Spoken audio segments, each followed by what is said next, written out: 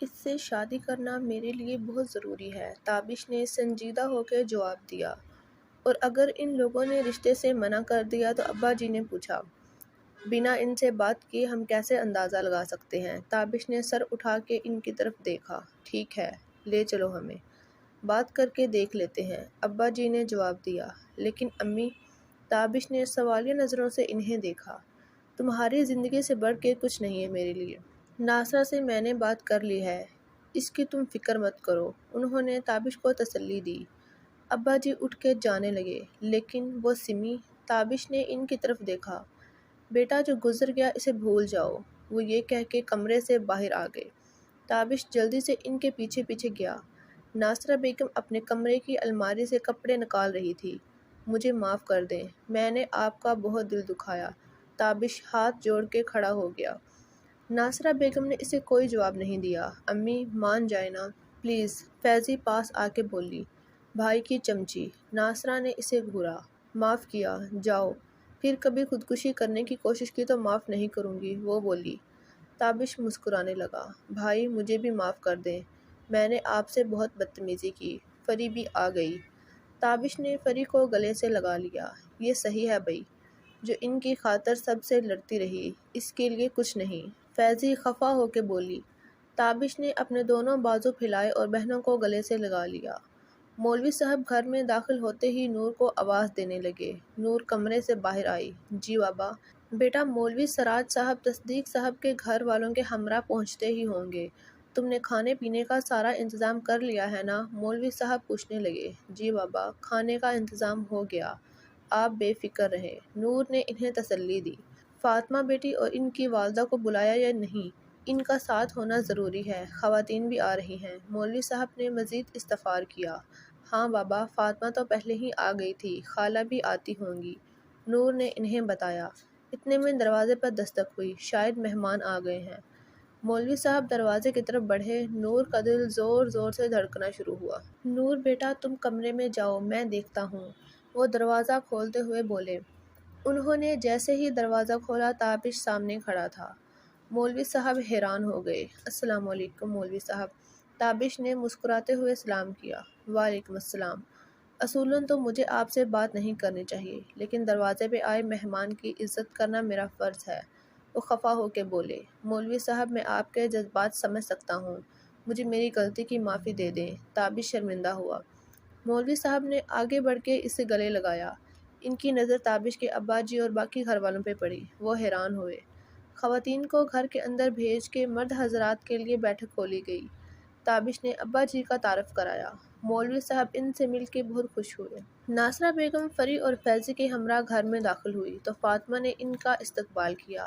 وہ اس بات سے بے خبر تھی کہ وہ تابش کے گھر والے ہیں۔ آپ نور ہیں؟ فیضی نے پوچھا۔ نہیں، میں نور کی دوست فاطمہ ہوں، فاطمہ نے مسکرا کے جواب دیا۔ فاطمہ نے انہیں کمرے میں بٹھایا۔ اتنے میں فاطمہ کی امی بھی آ گئی۔ اس نے اپنی امی کو ان کے ساتھ بٹھایا اور خود نور کے پاس آ گئی۔ نور، تم تو کہہ رہی تھی مولوی گھرانہ ہے، لیکن ان کے طور اتوار تو کچھ اور ہی بتا رہے ہیں۔ فاطمہ نور کو بتانے لگی۔ کیا مطلب؟ ارے ایک چچا سراج کی بیوی ہوں گی اور ایک خاتون ان کی طرف سے ہوں گی، بس نور کو مولوی صاحب نے جو بتایا اسی حساب سے وہ بولی۔ ارے نہیں، دو نوجوان لڑکیاں اور ایک خاتون ہے، فاطمہ نے بتایا۔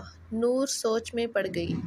فاطمہ کی امی ان کے ساتھ بات چیت میں مصروف تھی۔ سنا ہے آپ کا بیٹا مدرسے میں معلم ہے، ماشاءاللہ، وہ ناصرہ بیگم سے پوچھنے لگی۔ ناصرہ بیگم حیران ہو کے بیٹیوں کی طرف دیکھنے لگی۔ انہوں نے بھی آنکھوں کے اشارے سے لا علمی کا اظہار کیا۔ کون سا بیٹا؟ ناصرہ بیگم نے پوچھا۔ وہی جس کے رشتے کے لیے آپ آئی ہیں، وہ بولی۔ ابھی تو ہم نے کوئی بات ہی نہیں چھیڑی، انہیں کیسے پتہ چل گیا ہم رشتے کی بات کرنے آئے ہیں؟ فری نے فیضی کے کان میں خسر خسر کی۔ بچی سے نہیں ملوائیں گی؟ ناصرہ بیگم نے بولا۔ ہاں ہاں کیوں نہیں، وہ اٹھ کے نور کو لانے چلی گئی۔ اللہ جانے تمہارے بھائی نے ان لوگوں کو کیا کہانی سنائی ہے، کب سے وہ مدرسے میں معلم ہو گیا، بندہ وہ جھوٹ بولے جو پکڑا نہ جا سکے۔ ناصرہ بیگم تن کے بولی۔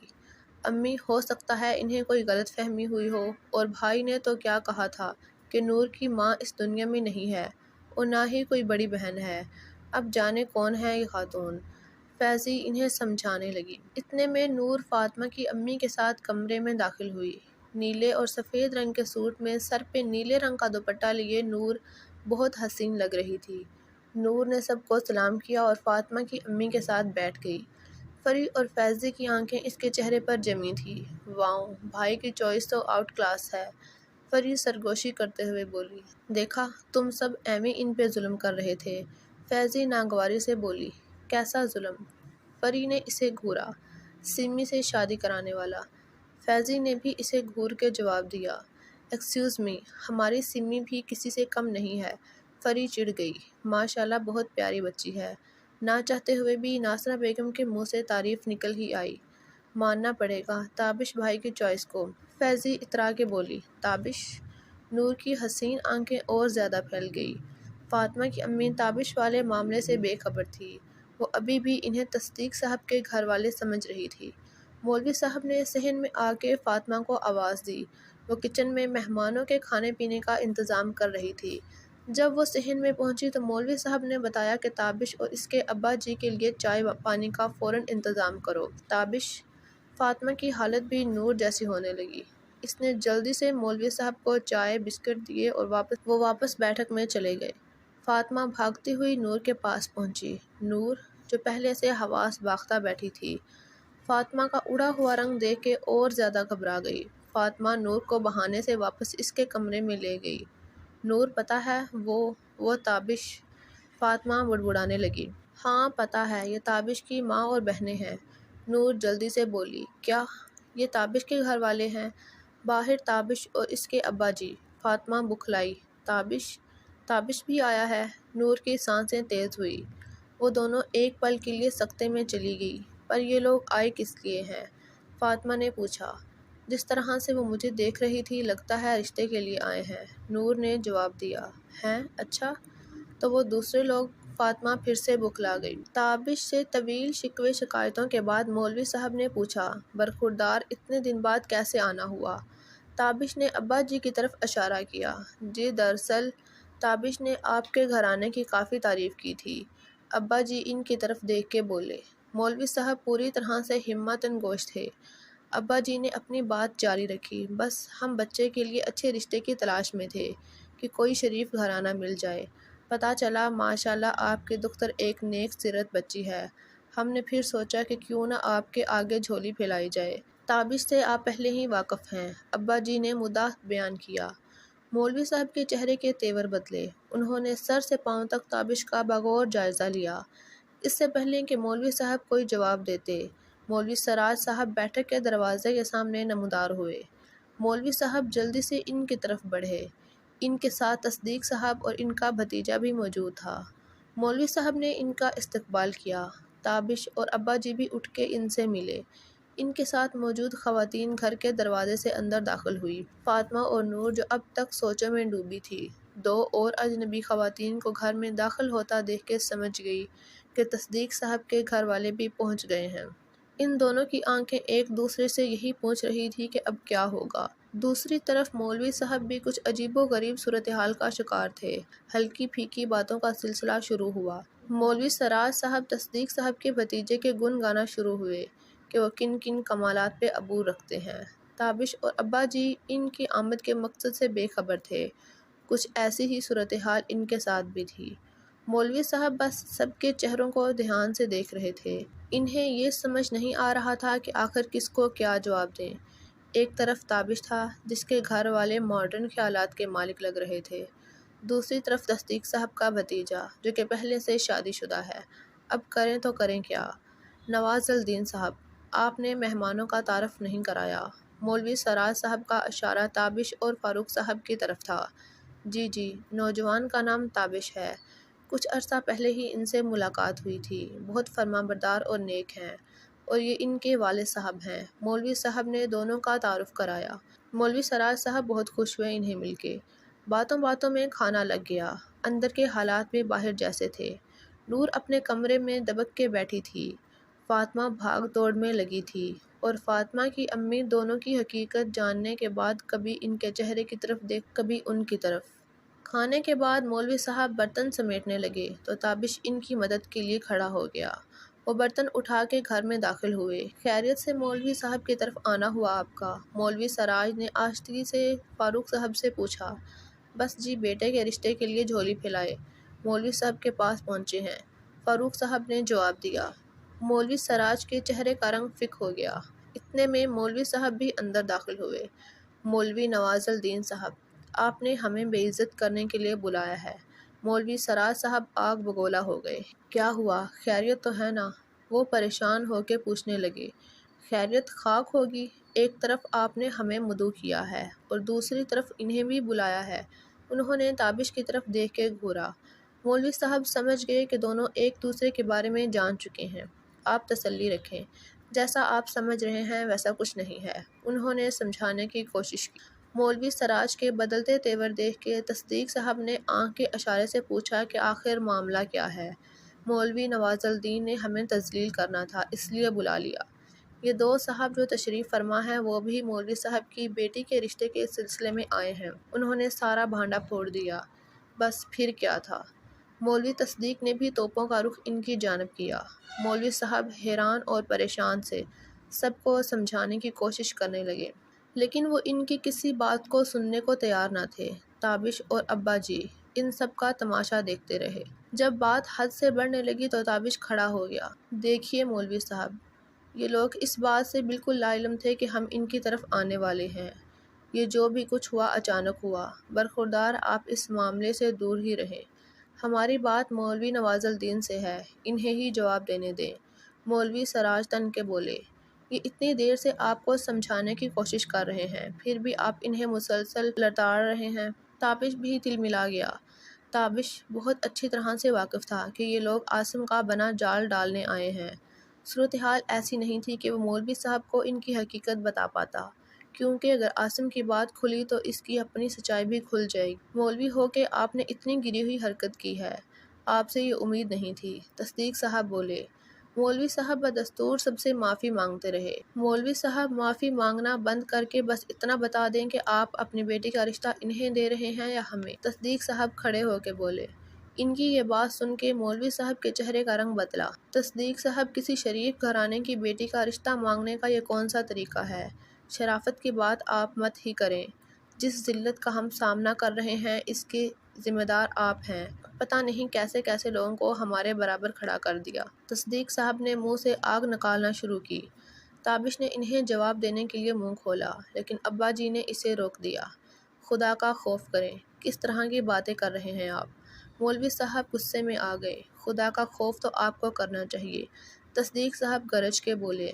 جب آپ لوگ میری کسی بات کو سننے کے لیے تیار نہیں ہیں تو میں کیا کر سکتا ہوں؟ آپ کی کیا بات سنیں ہم؟ آپ میرے دروازے پر آئے ہیں تو میرے اوپر قرض ہے، میں کچھ ایسا نہ بولوں جس سے آپ کی دل آزاری ہو۔ دل آزاری تو آپ نے کی ہے ان جیسے لوگوں کو ہمارے ساتھ بٹھا کے۔ ان جیسے؟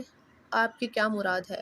جس طرح آپ میرے لیے قابل عزت ہیں اسی طرح یہ بھی میرے لیے محترم ہیں، تو پھر آپ انہی سے رشتہ داری جوڑ لیں، لیکن یاد رکھیے گا آپ بہت پچھتائیں گے۔ آپ کی بیٹی صرف ایک مولوی کے گھر میں ہی خوش رہ سکتی ہے، ایسے مولوی کے گھر جو پہلے ہی شادی شدہ ہے، صرف اولاد کے لیے اسے دوسری شادی کرنی ہے۔ مولوی صاحب بھڑک گئے۔ واہ مولوی صاحب، اب آپ کو دوسری شادی یاد آ رہی ہے، جب مدعو کیا تھا تب یاد نہیں آئی؟ تصدیق صاحب نے جواب دیا۔ آپ کے غلط برتاؤ کی وجہ سے مجھے یہ بات کرنی پڑ رہی ہے، مولوی صاحب بولے۔ اور آپ کا برتاؤ ٹھیک ہے؟ تصدیق صاحب، آپ مسلسل میری اور میرے مہمانوں کی تذلیل کر رہے ہیں، جبکہ یہ لوگ خاموشی سے آپ کو برداشت کر رہے ہیں۔ مولوی صاحب نے تابش اور فاروق صاحب کی طرفداری کی۔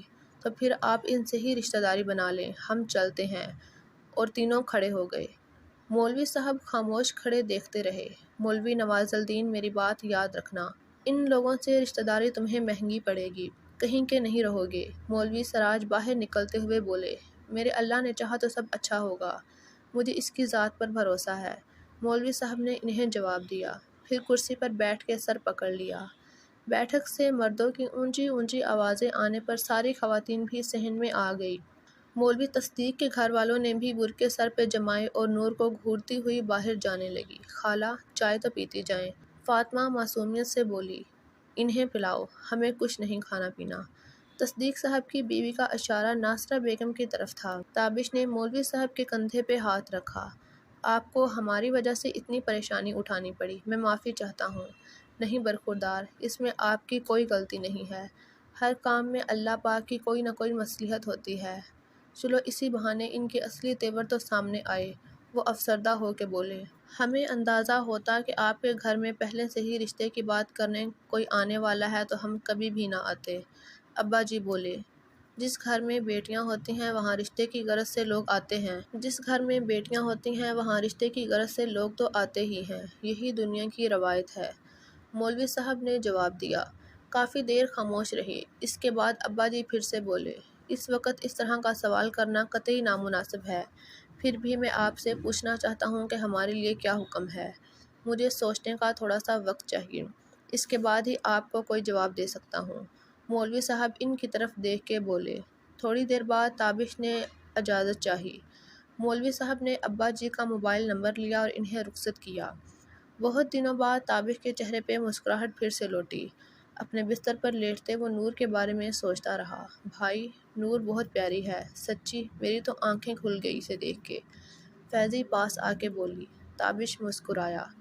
ہماری سمی بھی تو کسی سے کم نہیں ہے۔ فری کمرے میں داخل ہوتے ہوئے بولی۔ ہاں صحیح کہہ رہی ہو، سمی کسی سے کم نہیں ہے، لیکن نور بھابی کا مقابلہ نہیں کر سکتی۔ فیضی نے اسے جواب دیا۔ نور بھابی، ارے پہلے ہاں تو ہونے دو۔ فری بولی، مجھے پورا یقین ہے ان کی طرف سے جلدی جواب آئے گا، وہ بھی ہاں میں ہی ہوگا۔ فیضی بولی، لیٹس سی۔ بھائی میں ایک بات سوچ رہی ہوں۔ فیضی تابش سے مخاطب ہوئی۔ کیا؟ تابش نے جواب دیا، آپ ایک بار سمی کو سوری بول دیں، اس کا بھی دل ٹوٹا ہے۔ فیضی نے درخواست کی۔ تابش سوچ میں پڑ گیا۔ ہاں بھائی پلیز، وہ دل کی اچھی ہے، آپ کو ضرور معاف کر دے گی۔ فری نے بھی ساتھ دیا۔ ٹھیک ہے، میں اسے فون کرتا ہوں، تم لوگ جاؤ۔ تابش اٹھ بیٹھا۔ نہیں نہیں، ہم بھی سنیں گے، پلیز۔ فری نے ضد لگائی۔ فیضی نے اس کو گھورا تو وہ اس کے پیچھے باہر چلی گئی۔ تابش نے اس کا نمبر ڈائل کیا۔ ہیلو سمی، تابش بولا۔ یہ پوچھنے کے لیے فون کیا تھا کہ زندہ ہو یا مر گئی، سمی نے جواب دیا۔ مجھے معاف کر دو پلیز، اچھا طریقہ ہے ذلیل کرنے کا۔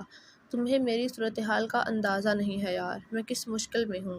یہ مشکل تب یاد کیوں نہیں آئی جب میں بار بار پوچھتی تھی۔ حالات ایک دم سے بدل گئے، میں بے بس ہو گیا۔ ایسی بھی کیا بے بسی تابش، اچانک ہی تمہیں وہ لڑکی یاد آ گئی؟ ہاں اچانک ہی تھا، اس دن عاصم سے مل کے۔ تابش نے بات ادھوری چھوڑ دی۔ کیا عاصم نے کیا؟ سمی نے حیرانگی سے پوچھا۔ چھوڑو، بس ہو سکے تو مجھے معاف کر دینا۔ جب تک مجھے اصل بات نہیں بتاؤ گے تب تک معاف نہیں کر سکتی۔ یار عاصم ایک عرصے سے اس لڑکی کے پیچھے پڑا ہے، اس نے مجھے بھی اس کے پیچھے لگایا، لیکن اس سے ملنے کے بعد مجھے اندازہ ہوا کہ وہ کتنے پارسا ہے۔ عاصم اس کی زندگی خراب کرنا چاہتا ہے۔ میں سمجھی نہیں، مجھے تفصیل سے بتاؤ، سمی اس سے پوچھنے لگی۔ تابش نے سمی کو پہلے دن سے آخری دن تک ساری داستان سنا دی۔ یہ سب تم نے مجھے پہلے کیوں نہیں بتایا؟ سمی نے سب سننے کے بعد جواب دیا۔ اس سے پہلے ایسا موقع آیا ہی نہیں تھا کبھی۔ تم تو اس لڑکی کے عشق میں مبتلا ہو۔ عشق و محبت سے میں بالکل ناواقف ہوں، پر اتنا ضرور جانتا ہوں کہ اس کے بنا سب کچھ ادھورا ادھورا سا ہے، اور مجھ سے جو وعدہ کیا تھا ساتھ نبھانے کا، اس کا کیا؟ میں شرمندہ ہوں۔ شرمندگی سے کام نہیں چلے گا، مجھے میرا پہلے والا دوست چاہیے۔ وہ ہنستا کھیلتا تھا، مجھ سے ہر بات شیئر کرتا تھا۔ میں پوری کوشش کروں گا، تابش نے مسکرا کے جواب دیا۔ کوشش نہیں، تمہیں یہ کرنا ہوگا، میں تمہیں کھو نہیں سکتی، سمی نے جواب دیا۔ اچھا بابا، اب کی بار پکا وعدہ، میں ہمیشہ تمہارا دوست بن کے رہوں گا، تابش نے جواب دیا۔ سمی سے بات کرنے کے بعد تابش کے دل کا بوجھ ہلکا ہوا اور اس نے آنکھیں بند کر لی۔ تابش سے بات کرنے کے بعد سمی نے فری کا نمبر ڈائل کیا۔ وہ اس کی کال دیکھ کے خوش ہو گئی۔ ہیلو، وہ بولی۔ فری، مجھے تم سے ایک کام ہے۔ سمی فوراً بولی۔ ہاں ہاں بولو، کیا کرنا ہے؟ مجھے تابش کے دوست عاصم کا نمبر چاہیے۔ کیوں؟ عاصم بھائی کا نمبر کیوں؟ فیضی تمہارے آس پاس تو نہیں ہے؟ نہیں، وہ کچن میں چائے بنا رہی ہے۔ گڈ۔ فری پلیز، مجھے نمبر چاہیے۔ جس دن تابش اور میں باہر کھانا کھانے گئے تھے وہاں عاصم سے ملاقات ہوئی تھی۔ وہ تابش سے مولوی صاحب کی بیٹی کے حوالے سے کچھ بات کر رہا تھا۔ مجھے دیکھ کے چپ ہو گیا۔ اس کے بعد سے ہی تابش نے اتنا بڑا فیصلہ کیا۔ مجھے بس وہ وجہ جاننی ہے، پلیز کچھ کرو، سمی درخواست کرتے ہوئے بولی۔ میرے پاس تو نہیں ہے، بھائی سے ہی لینا پڑے گا، فری بولی۔ نو نو، پلیز اس بارے میں کسی اور کو پتہ نہ چلے، بس چپ چاپ یہ کام کر دو۔ سمی نے اسے تنبیہ کی۔ اچھا میں کوشش کرتی ہوں، تم بتاؤ بھائی نے کال کی؟ ہاں کی تھی، کیا بات ہوئی؟ فری پلیز پہلے میرا کام کر دو، اس کے بعد تفصیل سے بتاتی ہوں۔ اچھا بابا۔ فری نے یہ کہہ کے فون بند کر دیا اور تابش کے کمرے کی طرف چل پڑی۔ بھائی مجھے آپ کا فون چاہیے، وہ تابش کے پاس کھڑی ہو گئی۔ کیوں؟ بس مجھے ایک ضروری فون کرنا ہے، اس نے بہانہ کیا۔ تابش نے اپنا فون اسے دے دیا۔ فری نے جلدی سے عاصم کا نمبر نکالا اور سمی کو فارورڈ کر دیا۔ سمی نے عاصم کا نمبر ڈائل کیا۔ Hello, hi, who is there? میں سمی ہوں، تابش کی منگیتر۔ او بھابی جی، خیریت سے یاد کیا؟ وہ پوچھنے لگا۔ تمہیں نور چاہیے، میں لا کے دوں گی، سمی سنجیدہ ہو کے بولی۔ سمی کی بات سن کے